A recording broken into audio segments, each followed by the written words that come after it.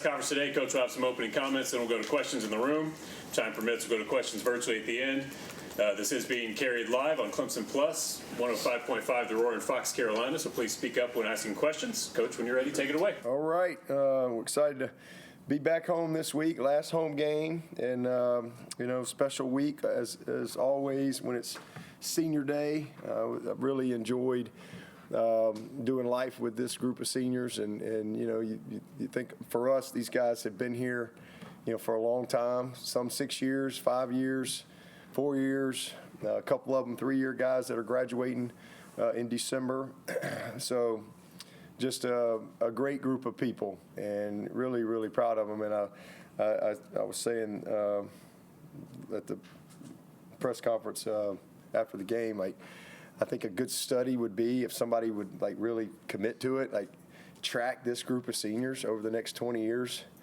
These guys are going to do some fascinating things in their life. So Larry, maybe make a note of that, pass it down to an intern, all right, who can report back in 20 years. This group, they're just great people. I mean, they're great people. They're incredibly equipped for life. They're graduates. They're all champions. And, they love Clemson. They've had a great experience here. And, obviously this year didn't go the way we wanted to for their final year. But, man, they have been, I've probably learned more about them this year than any of those other years, just because of, the challenges that we've had and just having to really, handle some adversity and disappointment and things together. So I just love this group of people. I mean, they really are great human beings, and I just think they're going to do amazing things. And as they move forward, I hate it for Walker, just super disappointed for him. But man, the good Lord gave him 2 more years, because honestly, I didn't think he'd play. We all thought he was done 2 years ago, and he's a miracle, honestly, that he was not only able to come back and play, but to play at a high level and, to be able to, for the most part, stay available. He played 62 games in his career. I think that's top 7 all time at Clemson. So I hate it for him to miss this week, but, kind of ironic that it ended in Kentucky, where it all started for him. Had all of his family there. He's a captain. And, a game-winning drive, and had the key block to spring Adam on the long run. So just really, again, all these guys, man, they're just winners, and I love them all, and look forward to having a great day with them in the Valley and honoring them. And then also, obviously, Military Appreciation Day, hence my outfit today. So excited about that. That's always a ton of fun to be a part of as well, just to see how Clemson does it. We have an amazing military heritage here. We have a lot of military families on our team, and parents, grandparents, uncles, aunts, cousins, siblings, etc. So it's just a beautiful week, and I'm glad the game is at 4:30. I think that's kind of unusual time, but I think it's going to be a really great day. You got to get a little bit of the afternoon and a little bit of the evening as well. Great for our fans, just to be able to truly even have more time to enjoy a beautiful day in Clemson. So excited about it, looking forward to it. And I've got all the respect in the world for Coach Hendricks. I mean, he's as good as it gets. I mean, he's a great football coach. He's a better person, and I've always enjoyed being around him when I've had the opportunity to. So this is it for them. Their last game.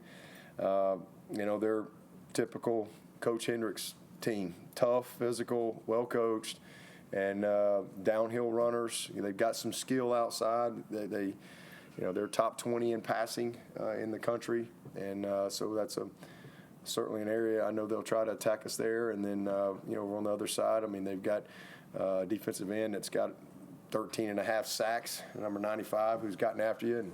And same thing. They're a 4-down, aggressive defense.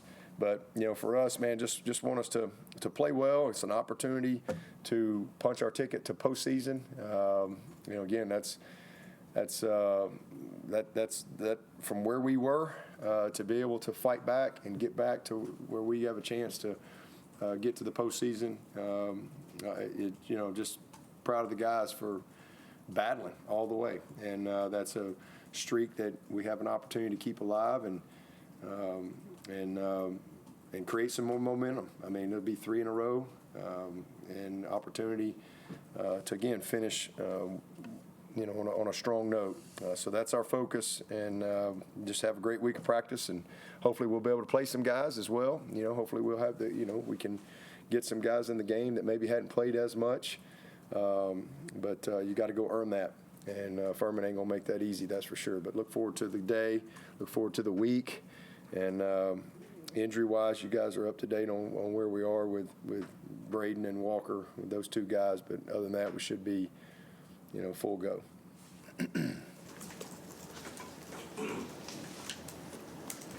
Any questions for Coach? As you kind of get down the stretch here, senior day, stuff like that, how much are you keeping an eye on just retention and thinking about next year and conversations with guys who maybe have a decision or just maybe don't have a decision, but there's portal and all this stuff? Yeah. How's that going? Yeah, I mean, that's really, to me, that never stops. That's always just a part of what we do in college football. That's spring, that's summer, that's fall camp, that's in season. It's not just like, okay, this is the week we sit down. I mean, that's always just a part of just what you do. But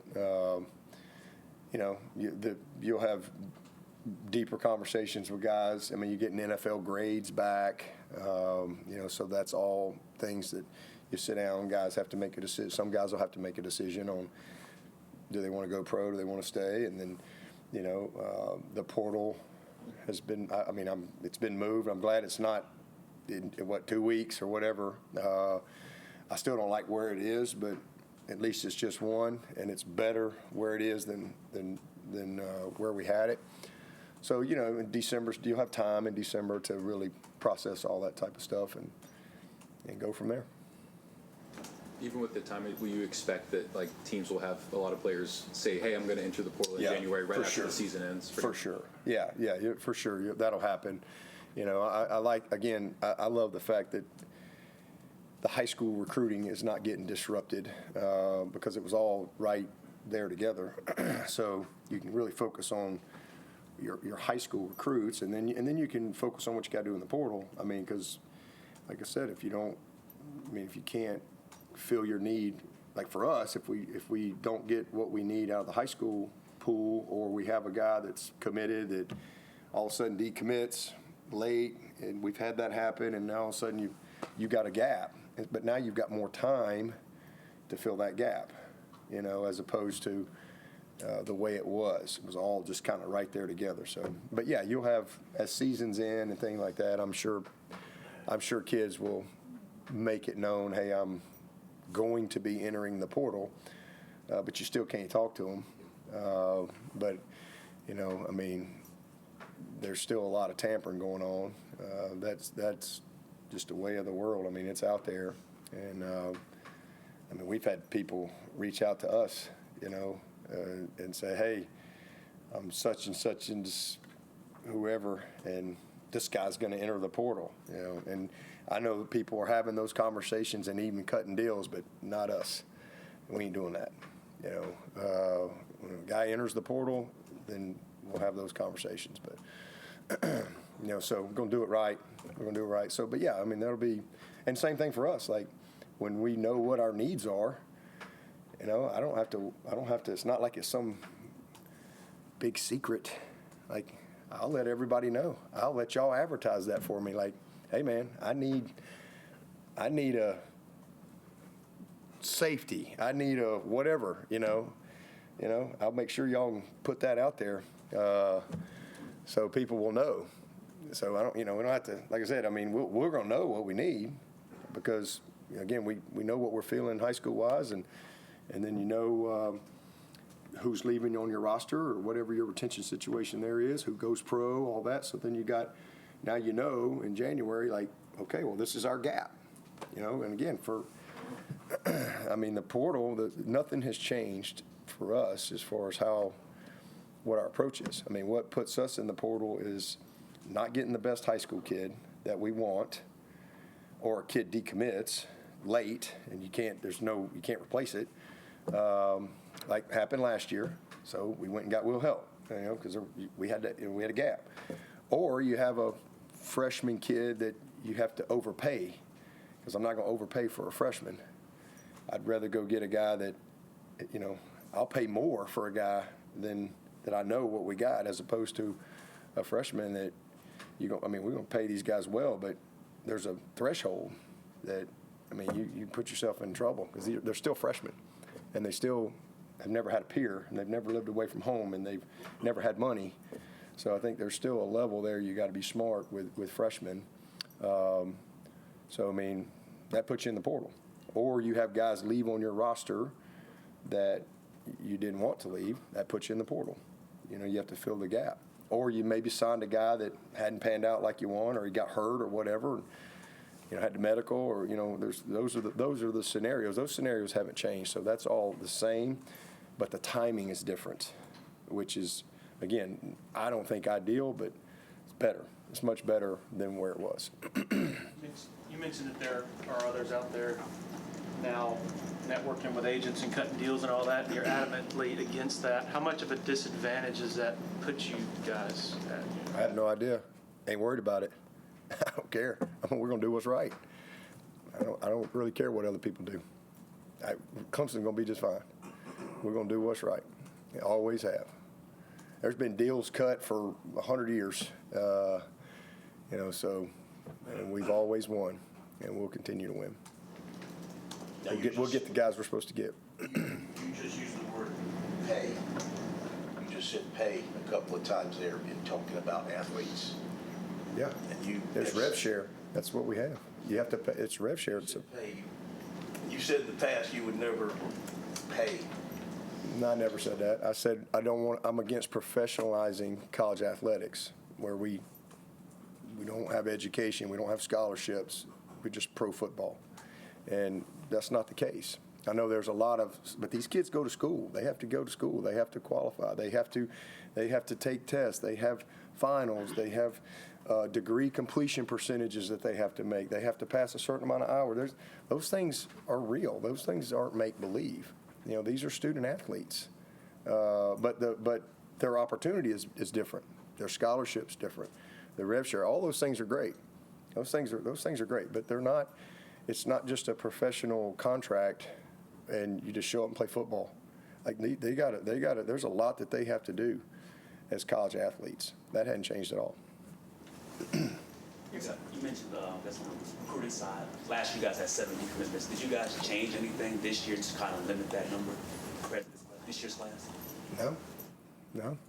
Just take it as they come. We just recruit the guys that we think that fit us, and you just don't have any control over that stuff. You really don't. Guys have to make decisions, and but at the end of the day, we're going to sign a great class, and then we'll fill in with whatever gaps we have based on the things that I talked about, and reload and go again. Try to get better. You don't think, though, that things have calmed down with the rev share being there and the rules with the CSC in terms Yeah, I think all that, I think it's probably going to take a year or so for things to really kind of settle in, because it's all new. The CSC's been in business since July. I think, and everybody front-loaded all the money. So I think there's a settling process, but sooner or later, they're going to justify why they exist. The CSC. One of these, somewhere along the line, they're going to justify their existence as an organization. Their existence is to enforce the cap and to make sure that there is a legit NIL process. That everything's approved. There's a process. We haven't had any processes. So. It's not that you can't do NIL. You certainly can do that, but there's at least some process to it. So I think we're heading in a better direction. We're not there. and we're probably a year or so away from a little bit more order. But it's way better right now than it was last year, 2 years ago, 3 years ago, at least from a structure standpoint, but not fully, in effect. One more on retention, just obviously when you have a 5-5 season, Sharks are going to circle. Do you have a good sense of, your top freshmen, sophomores, guys like that who maybe don't have an NFL decision but might hear from another school that those guys are That's just the way of the world. That's a yearly thing. But we communicate with our guys daily. That's not something we do just once a year. There's always, but there'll be some guys that you probably expect to maybe leave, and then there'll be some other guys that maybe surprise you. I don't know. We never know. You never know. Those are all real-time things as they come about. But we got a great group of guys that I think love Clemson, came here, for the right reasons, and but again, you just react to whatever comes your way. Obviously, still so much to happen, as you pointed out. With you don't know who's coming and going, high school size. But do you have an idea of a portal size as it stands now? We got a few spots. 7, 10? I don't have a number. We know we got a couple of spots that we've got to fill, and we've known that. But as far as what that is, we've led the nation in retention the last 3 years in the craziest time in the history of football. So I would imagine we'll still be right there near the top in the country in retention. We'll have some guys go pro. We'll probably have some guys move on. But some guys maybe just want to go play, that haven't really had as much opportunity to play. That's just all part of it. And, we're here to help them. We're here to help them. We got great relationships, and these kids, like I said, they love Clemson. You might have some guys that graduate that may want to go and play. We had a couple of those guys last year, right, that have had a chance to go and play at some smaller schools and have some opportunity. And that's a great thing. Nothing wrong with that. Most of the kids that leave here are graduates, the great majority of them. They want to get their degree here, and then they might move on at some time or another. But, we got to just see how it all shakes out. There's no number. We know right now, like, if everything stayed the same, hey, we know we need a couple of spots, but we'll see how it all plays out. I saw on one of the preview shows a couple of weeks ago a coach saying, well, in this day and age, I have to cut kids. Kids in a high school class, and they don't work out, and we'll tell them they got to go. Would you ever do that? No, man. As long as a kid does what he's supposed to do here, he's going to have an opportunity to graduate from Clemson. That's just the way it is. It's going to always be that way as long as I'm going to be the head coach. Kid comes to Clemson, he's a good kid. If he's not a good enough player, that's on us. As long as he goes to class, he's a great effort guy. He's a good citizen. It's till graduation do we part. That's just the way it is. And again, we've led the nation in graduation too the last 3 years. So, and for a long time, we've been top 10 academically around here for 14 years. We've always, that's the number one thing in this program is graduation. And if a kid doesn't, sometimes kids get hurt. Sometimes you have high hopes for a guy, maybe just doesn't develop quite like you thought. But no, that's not who we are. But when we do decide what we need, I'm going to let y'all advertise it for me. I'm going to let y'all tweet it out, and because I don't have social media, so I'm going to have to count on y'all to tweet it out for me. Coach Swinney says they need a boom, and call 1-800, Dabo.com, whatever. We'll need somebody. So I'll let y'all advertise that for me when we get to that point. But I don't know. I don't think anybody knows. You got a good idea of where you are roster-wise, but I guess who knows? This is going to be the first off season with Kevin Kelly having a full however many months. How is he helping prepare you guys? Yeah, he's great. Kevin's got a great eye. He's, I think, a great evaluator. He's a pro. 25 years of professional scouting. That's why we brought him in here. And then he's been front office stuff as well, so he does a great job with Jordan, but not just with recruiting but also opponents, our roster, from a just evaluation, just a different lens from a scouting standpoint. So no, he's great. He's great. He's sharp. He's smart. He's very just cut and dry, and that's just because that's the lens he comes from, from a long, long time. So he's been good. He's been a good voice in the room, and I think this is really his kind of first full year, because he came in the spring, so we're kind of down the road, but he's been a part of everything, and he's got like I said, he's a great resource and a good addition to our staff. How much is his role just evaluating the roster and saying this is where we have needs, or is it more looking at outside players and saying? Yeah, Everything. I mean, it's we all do that, but he just, like I said, he brings a different lens, and 25 years of NFL evaluation. So it's all that. It's our roster. It's where guys are developmentally, and his opinion on stuff, and certainly ton in the recruiting. I mean, there's he's a part of every recruit that we evaluate. He's a part of that process. So we don't make offers like lightly here. I mean, hopefully everybody knows that by now. I mean, we're always near the bottom in offers. We're usually the fewest or bottom 3 in offers every year. So we just have a process we believe in, and so and everybody's a part of it.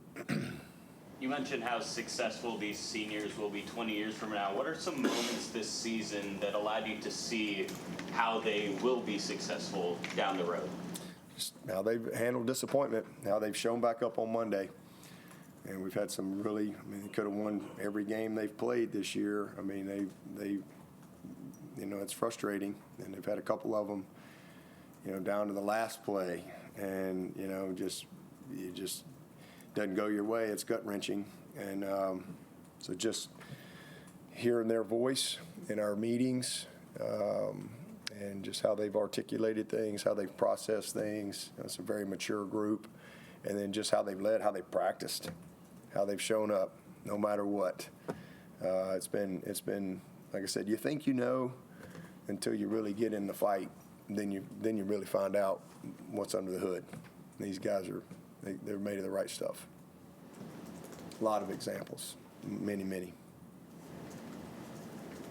This is the first week we've seen kind of Dietrich Pennington, Ian Reese, and those guys listed on the 2D as far as being primary backups. What have you seen from those guys in practice throughout the year in terms of their development? Yeah, I mean, they've done a nice job. We've got good depth there.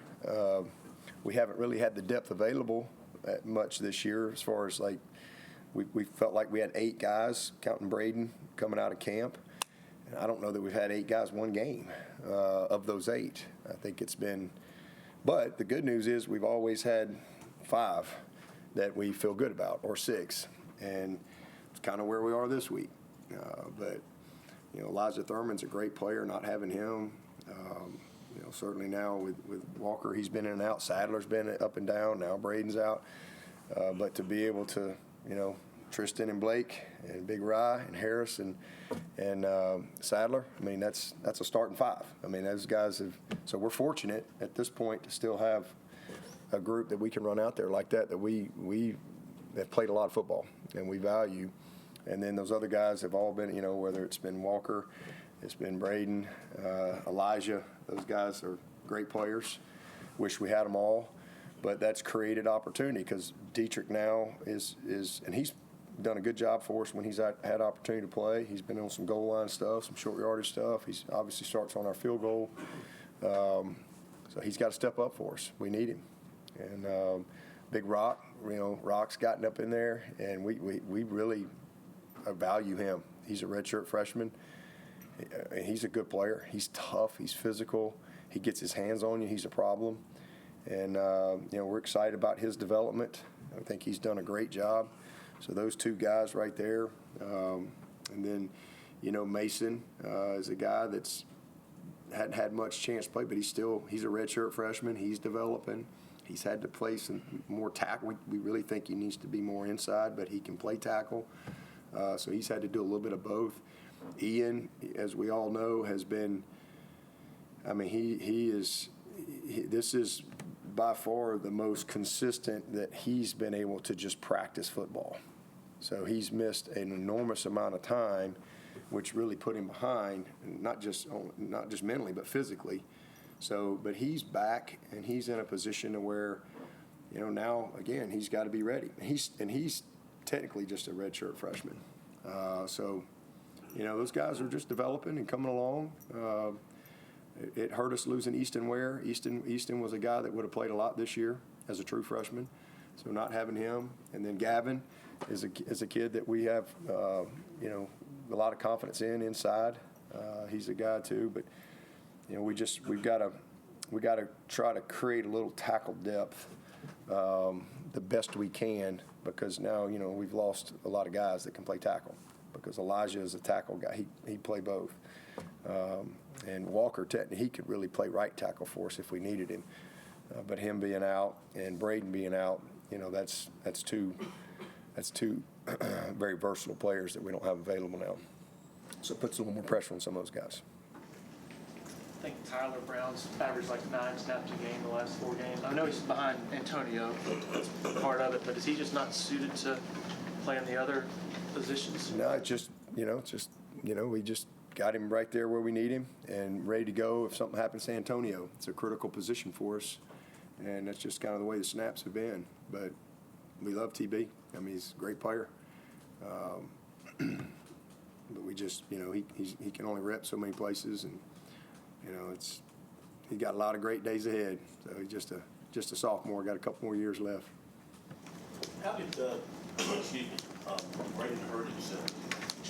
Jumping up and down. Just literally jumped up, just on the field, just jumped off, coming off the sideline, just jumped up and down and went down. And he got back up, and I didn't know anything about it until after the game. I couldn't believe it. It's crazy. You mentioned you don't. I guess you were like where the transfer portal day is, but it could be better. I guess where was like the window to be. Yeah, I mean, everybody's got a lot of different opinions on it. For whatever reason, and there's different reasons why everybody feels the way they feel. And honestly, they could put it in November for all I care. I just wanted one window, like the 2-window stuff. That's just crazy, So I definitely didn't like it where it was in the same exact day signing area as the high school. I just felt like that was not good. So it's better where it is, but I just think the bad part is you got a lot of kids that, it's not going to affect us this year, but there's going to be kids that are going to miss playoffs. There's going to be kids that are going to miss national championships because they're forced to make a decision. And then with your rosters at 105, they're dwindling down to 105.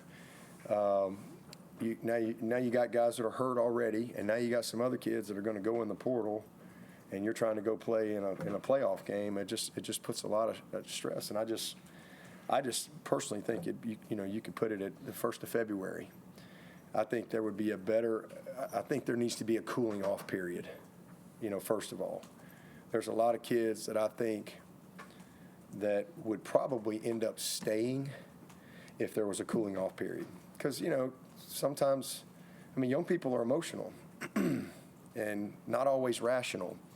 And then you've got, agents and all this stuff and all these things. And I just think if and school, nobody wants to talk about school anymore. But a lot of these kids aren't going to graduate because they're transferring and they're losing hours. And I think what's best for the kids is it to be later, whether it's 1st of February in the spring. I just think it's better. If you want to, some coaches say, well, I want to know my roster when I start in January with all, and that's great. I get it, but, sometimes kids are being forced to leave. And then, I don't think that's good. And then I think, again, some of these guys would stay if there was because again, it's emotional. Maybe you didn't play as much. You didn't like your role that year. You don't really have a vision for what's coming.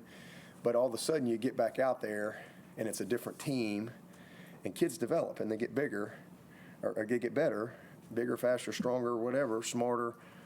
Because we forget it's a developmental game. And, if they stay, all of a sudden, like I said, maybe they decide to leave at the 1st of February, but at least they get another semester of school. Yeah, they don't have to be in your building. They don't have to be all that. And at least still, you can still know what your team is when you go out to spring ball and all that stuff. But kids they wouldn't be pressured to miss a playoff game, to miss a national championship game, because they have to make a decision. And so I just think it would be better if it was later.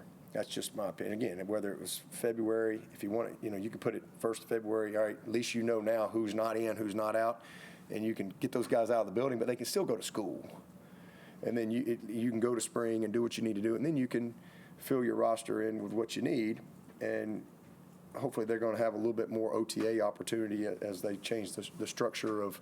Some people are going to sign more high school kids. Some people are going to sign more portal guys. And so whatever fits you as far as how you want to do spring practice or OTAs, I think that should totally change, and it should be up to the institution. Because schools are different. It's not a one-size-fits-all. And like I said, some schools are going to sign all portal kids. And they may need to do some more stuff, OTA-type stuff in May or June, because they're getting some of their kids there. Those kids that stayed and they got another semester of college, they didn't lose credits. Maybe they graduated, and that matters. And I just think it would be better for the kids if it was at a different time for a lot of reasons. And again, a lot of kids that are leaving, a lot of them would end up staying because they would just, like I said, a cooling off period, time to meet, see a different vision. It's a different team. All of a sudden their confidence grows. And I think a lot of these guys that maybe would have left in January, by the time you get to February, they're like, you know what? Hey, I think I'm going to stick this thing out here. And I mean, I was talking about that myself. I almost left my redshirt sophomore year. I almost left. And boy, I'm glad I didn't. The same thing for me. I had a little bit of a cooling off period. If there had been a portal, I would have left. But I was going to have to go down in those days because I didn't want to sit. I was going to have to go down to play right away because I was frustrated. There was a new coach, this guy named Woody McCorvey, and I didn't get one snap. I went from playing in a game to not even getting a snap in the spring game. I'm mad. I got a bad attitude. I'm immature. I've lost my priorities. Now all of a sudden it's about playing ball as opposed to getting my degree from Alabama and what I went there to do, and I lost my focus, and thank God I stayed. And I just reset my priorities and my foundation to life, and had some people that talked me off the ledge and made me see things from a different lens, and I stayed. And next thing you know, my sophomore year, that same guy it became one of the greatest mentors in my life. He's a father to me, and if I had left, man, I would have missed out on a lot. So I'm glad I stayed. So, and I just think, again, it's the same thing. You're coming off a season, you didn't play much, or whatever, and now you got people calling and shopping kids. I mean, it's a crazy world, and and sometimes it's just a price, and kids are making decisions just on that, and then they get there and they don't like who they're doing life with, so now they leave again, and it's a crazy system we've set up. It could be better, but from a timing standpoint, it's better where it is for sure, and I understand why a lot of coaches want it where it is, so they can say, okay, they can have their roster as soon as January starts. They know this is what we got for the year. But I don't think that's the best thing for the kids. It's probably the best thing for the coaches, but I don't think it's the best thing for the player. Aren't two negatives of not having a spring transfer window going to be graduation rates and the kids that they cannot compete for a job in the spring? Absolutely. Like Ryan Linthicum, for example. Perfect example. But I was very straight up with him. I said, look, you're going to get the spring. And I said, and if you don't show that you're going to do it and be the guy, I'm going to bring a guy in May. That's deal? Deal. Let's go. I wasn't going to cut him, but I'm just telling you, you're either going to be the guy and show you can do this, or I'm bringing a guy in May. And you can leave if you want, and man, he's come through for us. He probably would have left in January, because just if he didn't leave then, he might not have an opportunity. So absolutely, I think graduation rates are going to suffer. Would Adam Randall fit any? I mean, he had a good spring season, saw what he could do and became a starter. Absolutely. Adam and I sat down, the day after the ACC championship game because he was going to go in the portal. Because, and he's a great kid. He loves Clemson. He's graduating. He's going to be a graduate and have his degree. And he's like, I just want to go play. And I said, well, why don't we do this? Why don't we give the spring, and I want to move you to running back. What do you think about that? And he kind of looked at me. And I asked him, what do you do best? He said, run with the ball. I said, well, exactly. So let's try the spring. I said, and if it doesn't go like I think it's going to go and we don't see what I think I'm going to see, I'll help you get somewhere in May. We shook on it, hugged it up, said, all right, let's go get ready for Texas. And that wouldn't have happened. That wouldn't have happened. Because then he wouldn't have had that opportunity to go and compete and gain confidence and so forth. So, yeah, I think it would be better in a different time. But, again, I don't doesn't mean I'm right. I think I totally understand a lot of the other coaches' perspective too. I get it. I just think it's better for the players to be able to stay in school, even if they know they're going to leave. And those guys can be removed from the team. They don't have to be in your locker room, but they can still have the academic resources and they can finish a semester. And it gives them time to really think about where do they want to go? What's the best situation for them? Maybe see what happened at some of these schools' spring practice before they're forced to make a decision. Again, a lot of these kids are being, they have to make a decision with a fire hose, and I don't think that's a good situation. So, but it is what it is right now. It's better. But I hate seeing teams disrupted. And again, it's not going to affect us this year, but I hate seeing teams disrupted in a playoff. National championship. I think every Final Four team had guys out last year. To me, that's just sad. But it's the system. It's not necessarily the kid's fault. It's just the way the system's set up. Any other questions for Coach? Not sure if you've seen it, but Virginia Tech hired James Franklin. Just your thoughts on what he will bring to Virginia Tech and the ACC as a whole. He's a winner. He's won everywhere he's been. He's a good football coach. I've known James for a long time. I have a good relationship with him. Certainly be great for our league, and I think it's a great fit. Similar recruiting footprint as far as what he's been a part of for a long time, and I'm happy for he and Fumi, his wife. They're again. I see him. I've spent a week with them every February for 15 years. So I've known him a long time, but he's a winner. I know people. He hadn't won the championship. He was a play away last year from being in the national championship, but he's a proven football coach, and I think they made a great hire. I think he'll do a great job. Again, great for the league, great for Virginia Tech, and good for the kids that he'll have opportunity to coach. With Jordan Sorrells being a bit of a Furman legend, do you guys have any discussions about him having ties to both you guys and Furman and Interesting. Yeah, I came up last night because it was about 10:45, and me and Matt Luke are in the office, and all of a sudden here comes Jordan Sorrells walking by, and I'm like, wait a minute, you're not here on Monday nights at this. He goes, I'm always here this late on Monday nights. I'm like, I don't ever see you on the coaches hallway this late on Monday nights. And this is some Furman bull crap going on around here. So, yeah, not just him. We got Caldwell. We got Mike Dooley. So it's we got our eyes on those guys this week. It'll be a bittersweet week. And then, Joey Batson, this is his last home game. So he's a senior, too. This is his last, I think it's 29 years. Is that right? It's 29. Yeah, 29 years strength coach at Clemson. And he was a strength coach at Furman. What a career. What a career Joey Batson has had. I can't even express how grateful I am to him because of the job he's done. He's been the engine. He's been the engine, man. The strength coach is with your guys more than anybody. And They get the good, the bad, the ugly, all of it. But he's incredibly loyal. He's incredibly loved by all these players, former and current, and I'm going to miss him. But he's excited about, just moving on from this role that he's been in for a long, long time, and so it'll be a special day for him too. 29 years. You still communicate with Chad Morris? Yeah, absolutely. Yeah. Does he want to coach again? Chad? Yeah. I have no idea. You have to ask him.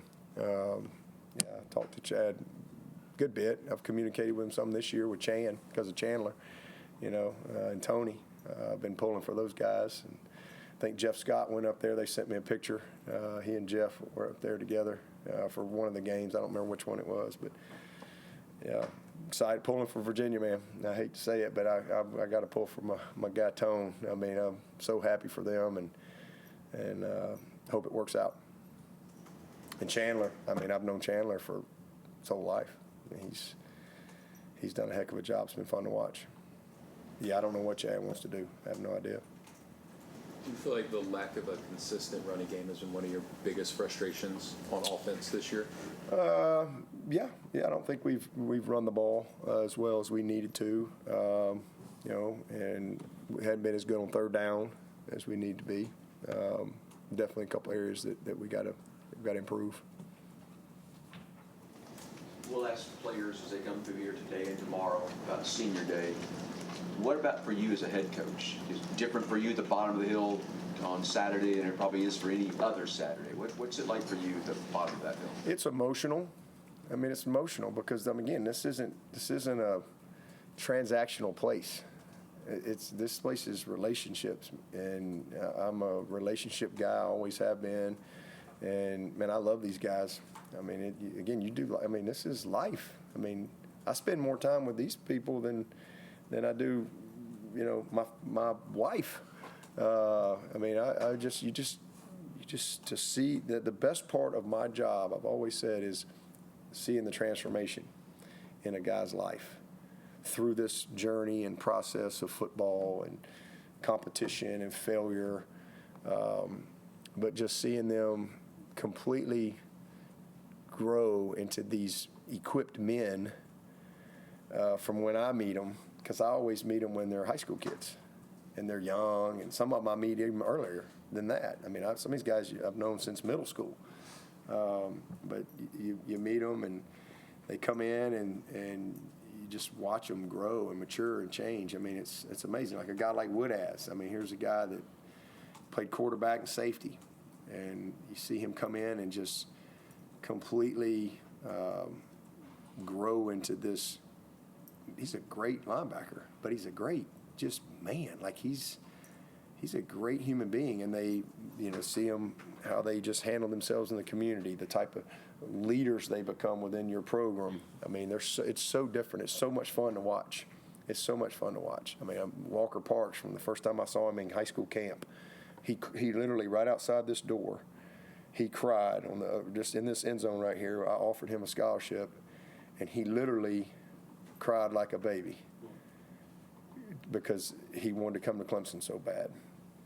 And man, he's been here for 6 years and would stay another 6 if we'd let him.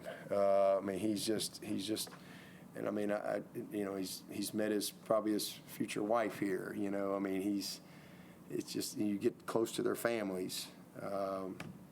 Again, it's not. We don't have many guys where I've known them for 6 months that are in or out of here. We don't have many of those guys. These are deep relationships. And seeing these guys grow, and some guys it's gone just like you wanted, and for others it didn't go like you wanted. There's ups and downs, and that's life, and that's football. But that's a big day, and it's a big moment, because they're big, strong dudes, but they love it hits you.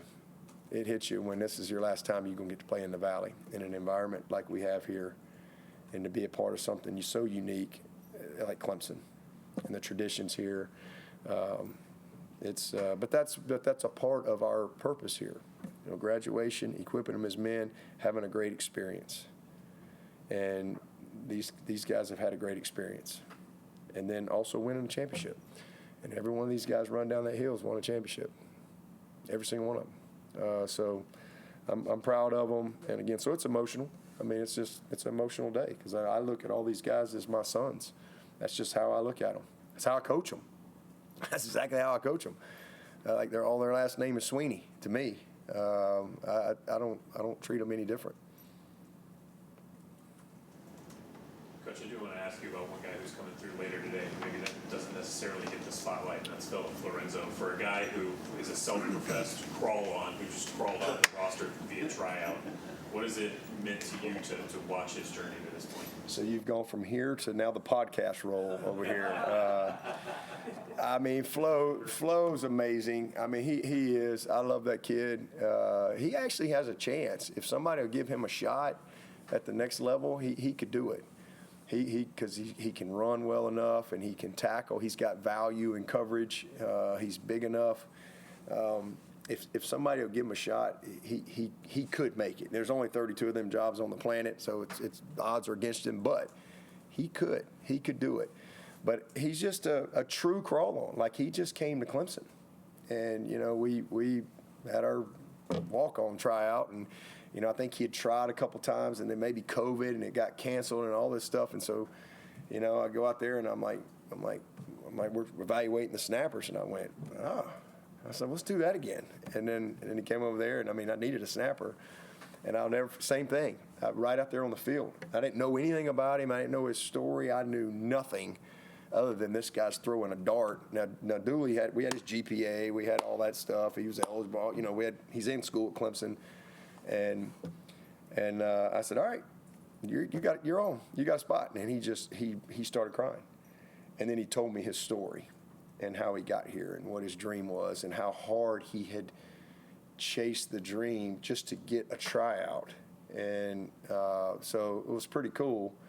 And then, man, you talk about a guy who's taking advantage of this program has a lot of resources that we provide for our players holistically.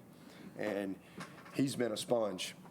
I mean, he has absorbed every resource that you could possibly have, from Paul Journey to the academic resources to social life on campus to student government type work to SAC, all that type. I mean, like he's involved in every aspect, and he's just grown into this very confident leader. And I'm proud of him, and my heart broke for him when he said one mistake, and he thought he was out of the game. I think he thought he was fired because Casperson was getting ready to go, and I'm looking for Flo. I said, "Where's Flo? Y'all get me Flo." And I think he thought I was fixing to rip him. And he comes over there, and I'm like, "What are you doing?" And he's just looking at me, and I was like, because he didn't. I said, "You're going back in." I was like, "You've had one mistake in 5 years, man. Come on, you're going to go out there and you're going to throw a dart."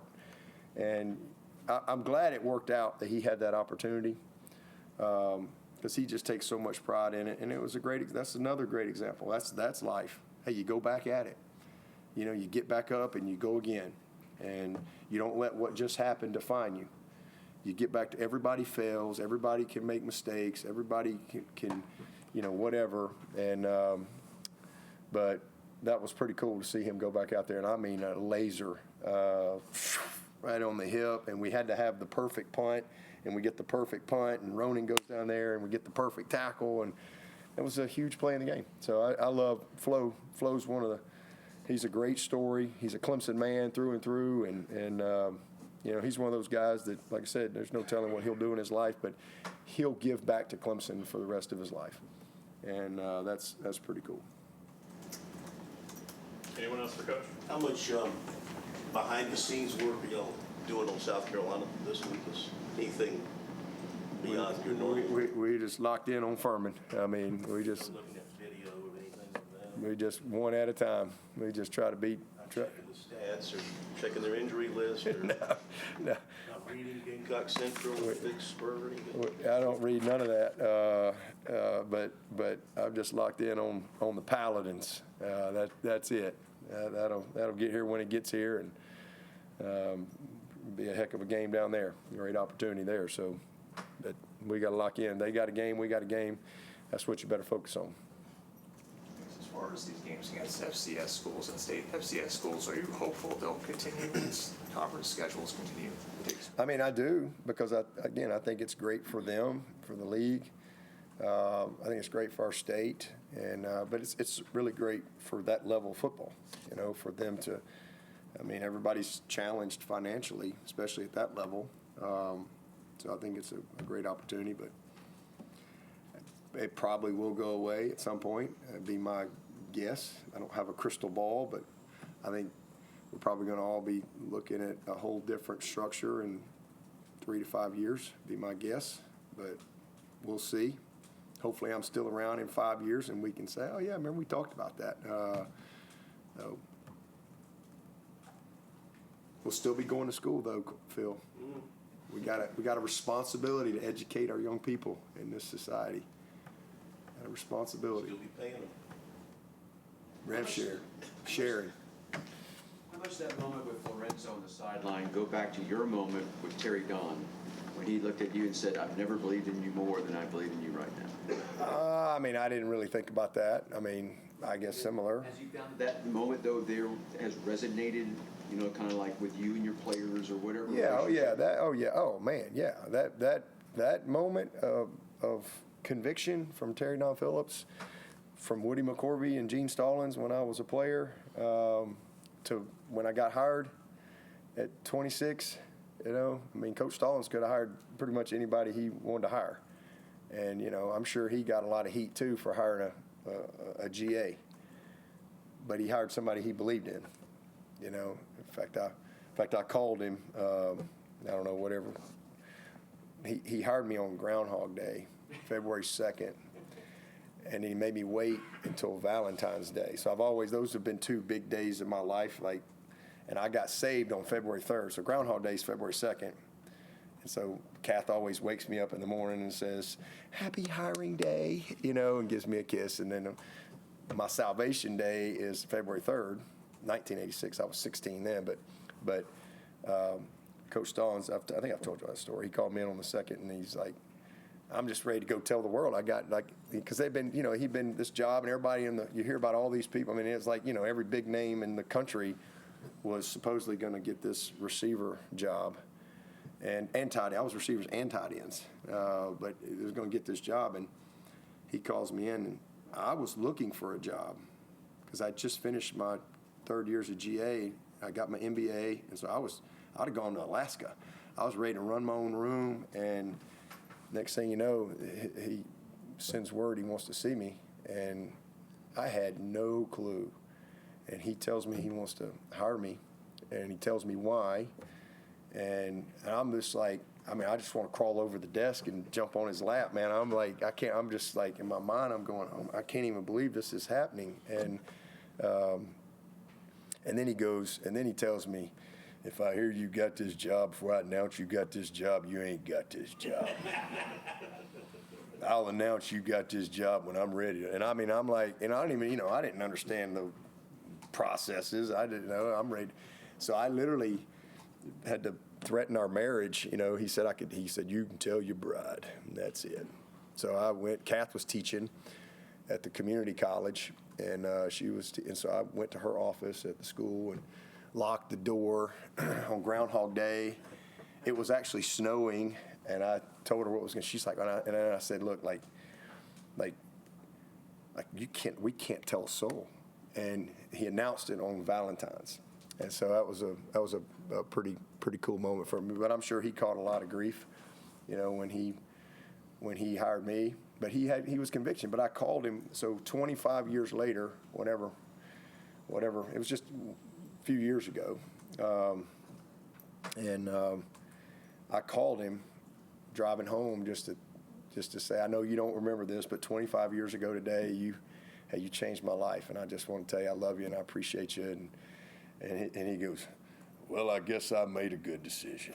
That's the classic Stallings line, and the cool thing is, I didn't know at the time, but his granddaughter was on staff at Arizona, and I guess it just gotten let go. That was when Sumlin was there, and they had just gotten let go, and new guy came in, didn't keep anybody or whatever, and he started telling me, and so I actually hired his granddaughter 25 years later on the exact day he hired me.